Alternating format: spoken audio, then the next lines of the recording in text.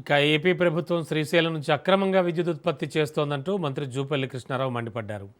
శ్రీశైలం ప్రాజెక్టులో power generation trials చేయొద్దని GO ఉందని అన్నారు. తాగునీటి కోసం మాత్రమే వినియోగించాలని సమైక్య రాష్ట్రంలో ఇచ్చిన జీవో స్పష్టంగా ఉందని జూపల్లి తెలిపారు. తెలంగాణ హైకోర్టులో గతంలో పిల్ ఫైల్పై జస్టిస్ పినాకి ఘోష్ ఇచ్చిన తీర్పు ఉందని అన్నారు. దొంగతనంగా కరెంటు తీసుకోవాల్సిన కర్మ ఏపీకి ఎందుకని ప్రశ్నించారు. పాలమూరు హక్కులను కాపాడుకోవడమే తమ లక్ష్యంగా రైతాంగం ప్రజలకు అండగా కాంగ్రెస్ పార్టీ ఉంటుందని మంత్రి జూపల్లి స్పష్టం చేశారు.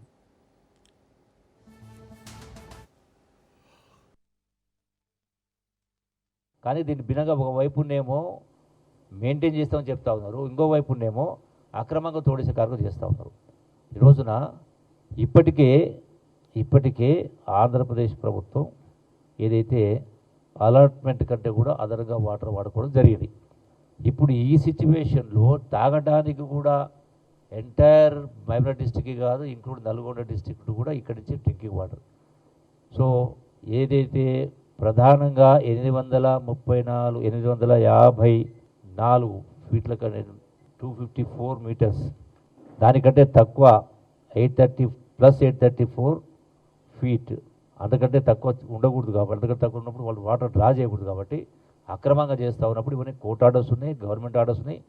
సో ఎప్పుడైతే ధర్నా చేస్తాము అన్న తర్వాత నిన్న టీవీలో వచ్చిందో అప్పటిదాకా వినకుండా అక్రమంగా చేస్తూ ఉంటే, సో తదనంతరం ఏపీ ప్రభుత్వం ఈ పాలమూరు జిల్లా రైతాంగం ముఖ్యంగా నాగర్ కర్నూలు, అచ్చంపేట, కొల్లాపూర్, కల్వకుర్తి, వనపర్తి రైతాంగం మొత్తం కూడా సమాయత్తమై ఈ మొత్తం కూడా నీళ్లు తోడేస్తే మొత్తం అందరూ ఇబ్బంది పడుతున్న కింద చేసిన తర్వాత, ఇప్పుడు అంటే ఆ టీవీలో ఆ వార్తలు వచ్చి చూసిన తర్వాత అప్పుడు ఆ యొక్క పంపింగ్ అనేది పవర్ జనరేషన్ అనేది ఆపడం జరిగింది.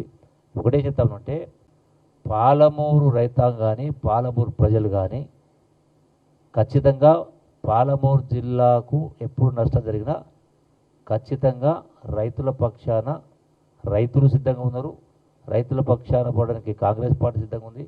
అంటే మా ప్రజాప్రతినిధులందరూ కూడా కలిసికట్టుగా ఉండి ఇటువంటి అక్రమంగా తరలించే ప్రయత్నం చేసినా ఖచ్చితంగా మేము ఊరుకునే పరిస్థితి ఉండదని చెప్పని మరొకసారి ఆంధ్రప్రదేశ్ ప్రభుత్వానికి కూడా హెచ్చరిస్తూ, కానీ